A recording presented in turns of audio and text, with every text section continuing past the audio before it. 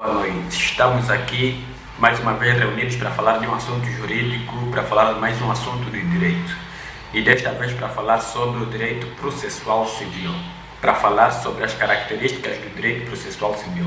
E por uma questão de economia temporal, por uma questão de economia de tempo, limitar-nos-emos simplesmente a falar do caráter público do direito processual civil.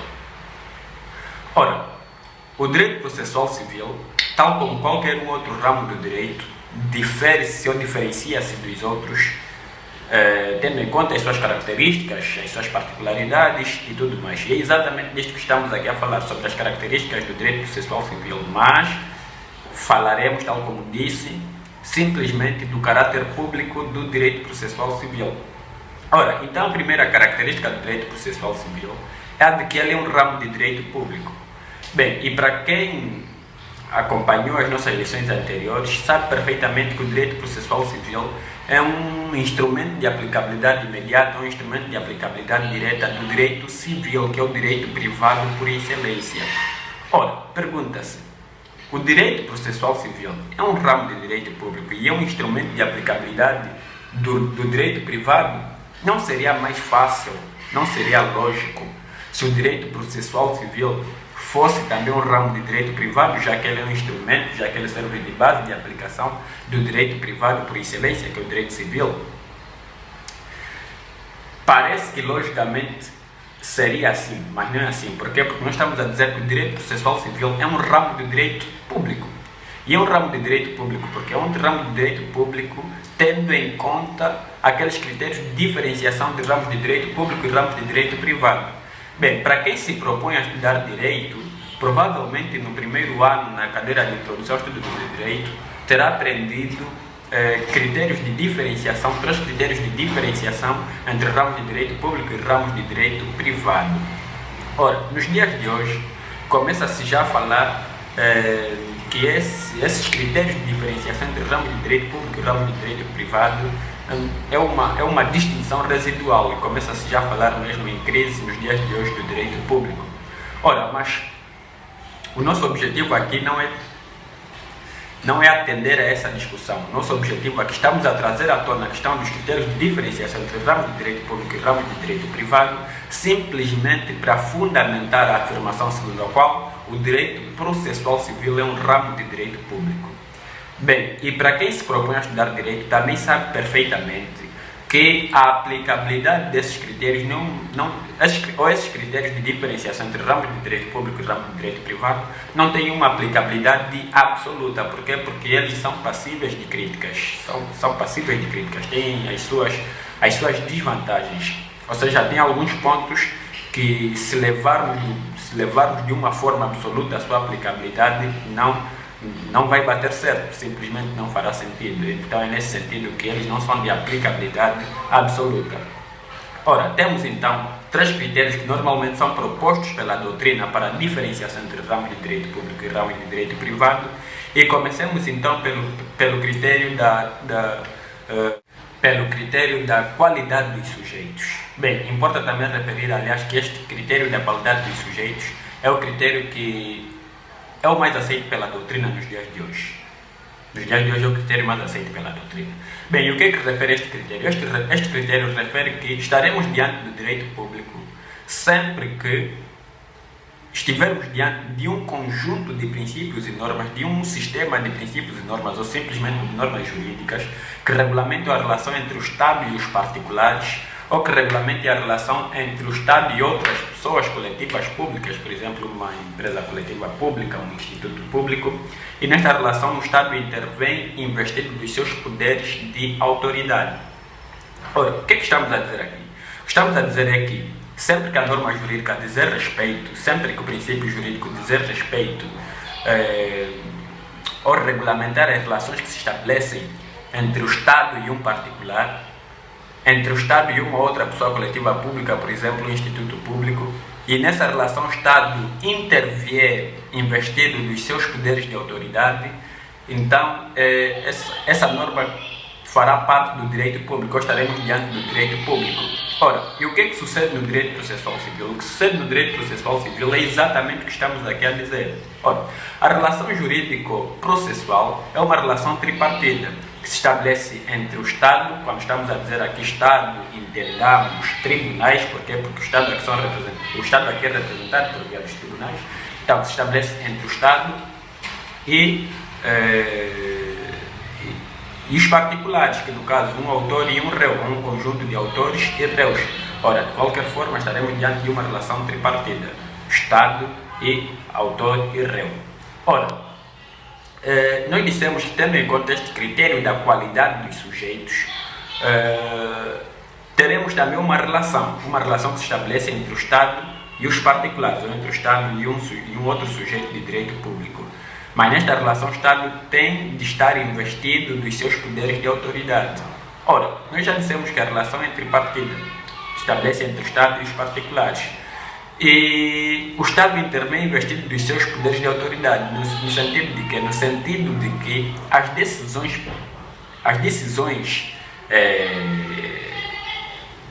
que o Estado dita são de cumprimento obrigatório. E, aliás, refere o artigo 177, número 2 da Constituição da República de Angola, tem como epígrafe decisões dos tribunais.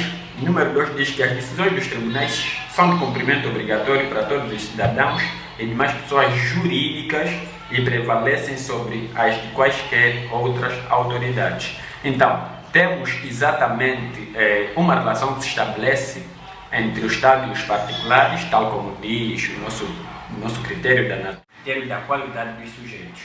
Ora, e onde é que aparecem contidas essas normas que regulamentam a atuação ou que regulamentam a relação que se estabelece entre o Estado, tribunais e os demais sujeitos privados, neste caso?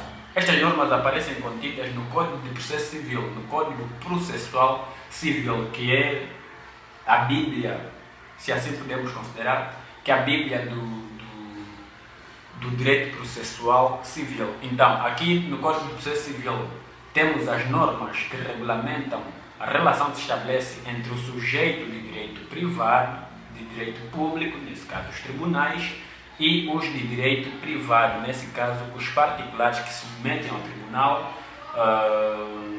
para a apreciação a sua relação jurídico-material controvertida. Então, nesta relação, o Estado, os tribunais intervêm investidos do seu poder de autoridade, do seu ius imperi, no sentido de que as decisões por ele proferidas são de cumprimento obrigatório por imposição, independentemente da vontade das partes, tal como dispõe o número 2 do artigo 177 da Constituição da República de Angola.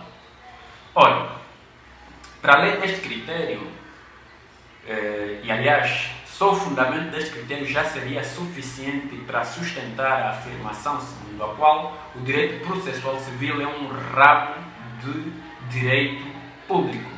Ora, mas para além do critério para além deste critério que acabamos de referir, que é o critério da qualidade dos sujeitos, para além do critério da qualidade dos sujeitos, nós dissemos que tínhamos mais dois, ou seja, são 3 os critérios que normalmente a doutrina propõe. E passemos então para o critério da natureza dos interesses. Bem, no início desse vídeo, nós perguntávamos se não faria mais sentido ou se não era lógico que o direito processual civil fosse um ramo de direito privado, já que ele é um instrumento de aplicabilidade do direito civil, que é o direito privado por excelência. Bem, esta questão é de todo legítima, não é uma questão que se levanta assim abstratamente. É uma questão legítima, tendo em conta este critério da natureza dos interesses. Por quê? Porque o critério da natureza dos interesses diz que estaremos diante do direito público sempre que a norma jurídica diz respeito a interesses da coletividade. E é direito privado sempre que a norma jurídica ou sempre que as normas jurídicas dizem respeito a interesses particulares. Ora, o que é que sucede? É que quando os indivíduos vão propor, quando os indivíduos submetem à apreciação do tribunal a relação jurídico-material controvertida, e o tribunal resolve a relação jurídico-material controvertida, entendamos aqui o problema, sempre que as partes levam o seu problema ao tribunal, e o tribunal resolve o problema, e o tribunal aplica o direito e ajusta a composição dos litígios, sempre que o tribunal resolve o problema. Então, esta resolução diz respeito a nós privados. Então, esse critério da natureza dos interesses refere que quando assim o fim tiver interesses particulares, então é ramo de direito privado. Ora, assim é o critério da natureza dos interesses. Mas, pese embora o direito processual civil venha resolver questões de natureza privada, venha aplicar o direito em concreto em relações jurídico-privadas, os interesses ou os valores que a intervenção do Estado visa na relação entre os particulares, os valores que o direito visa proteger, são ainda de um alcance, de uma dimensão maior do que aquele que são os interesses privados. E é o que? É a paz e a segurança social. Ora, a paz e a segurança social são, de facto, figuras que revestem maior importância, que revestem um valor de maior dimensão em relação àquilo que é a pretensão das partes, dos particulares. E é nesse sentido que, tendo em conta também o critério da natureza dos interesses, ainda assim o direito processual civil continua e continuará a ser um ramo de direito público. Ora, referimos então o critério da qualidade dos sujeitos e o critério da natureza dos interesses. Resta-nos então o critério da posição dos sujeitos. Ora, o critério da posição dos sujeitos tem um conteúdo semelhante ao conteúdo do primeiro critério que nós nos referimos, do primeiro critério a que nós nos referimos, que é o critério da qualidade dos sujeitos. Ora, o que é que diz o critério da posição dos sujeitos? O critério da posição dos sujeitos refere que sempre que a relação que se estabelecer for entre o Estado e um particular, ou seja, uma relação de supra-Estado e infra-particulares, ordenação, estaremos diante de um ramo de direito público. E sempre que a relação que se estabelecer for entre particulares, ou seja, uma relação de paridade entre entes particulares, então fará parte o direito, estaremos diante do direito privado. Ora, ainda assim, tendo em conta este critério, que é o critério da posição dos sujeitos, sempre que o Estado intervém na sua relação jurídica, com os seus poderes de autoridade, com o seu uso império, e mesmo que esta relação se estabeleça entre o Estado e um particular, ainda assim estaremos diante de um ramo de direito público, pelos mesmos fundamentos, pelas mesmas razões que apresentamos no primeiro critério. Por quê? Porque nesta relação, tal como dissemos, que se estabelece a relação jurídico-processual, é uma relação tripartida, e o Estado intervém investido dos seus poderes de autoridade. Ora, então, a posição em que o Estado se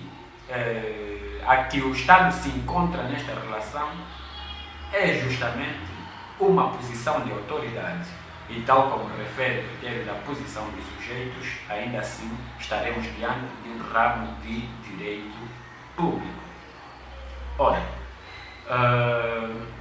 e assim é simplesmente um resumo daquilo que é o caráter público do direito processual civil, mas para uma questão de maior enriquecimento de conhecimento em relação a este tema, temos várias doutrinas cá.